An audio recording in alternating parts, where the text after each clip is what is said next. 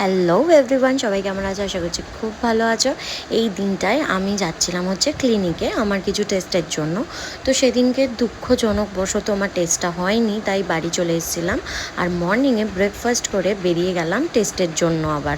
আর এখানে দেখো কিরম আট চোখে আমাকে দেখছে।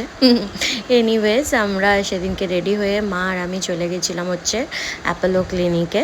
তো সেদিনকে আমার টেস্ট ছিল। আমি তো আগেই বলেছি যে আমার একটু হালকা পাতলা শরীর খারাপ হয়েছে আর কি, কোনো রকমে। বাট টেস্টের রিপোর্ট এখনও আসেনি, আসলে সেটাও তোমাদের সাথে শেয়ার করব।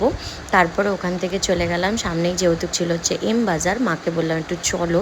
তারপর বেরিয়ে দেখি অদ্ভুত এক দৃশ্য, এত বৃষ্টি হয়েছে যে আমাদের স্মৃতির মোড়টা পুরো জল জমে গেছিলো। তারপরে কোনো রকম মানে ভাগ্যবশত অটো পেয়ে গেছি, অটোতে উঠে বাড়িতে এলাম। বাড়িতে এসে শরীরটা খুব ক্লান্ত লাগছিল। তারপরে করে নিলাম হচ্ছে লাঞ্চ, আর লাঞ্চে ছিল হচ্ছে পোড়া ডাল, মানে ওই শুকিয়ে ফেলা ডাল আর কি, কার কার ভালো লাগে। আর ভোলা মাছের ঝাল, চাটনি, আর লইট্টা মাছ। কার কার ফেভারিট লোটে মাছ আমাকে কমেন্ট করে কিন্তু জানাবে। আর এখানে বিকেলবেলার ফ্রুটস ছিল, বেদানাগুলো দেখো মনে হচ্ছে অ্যানিমিয়া হয়ে গেছে।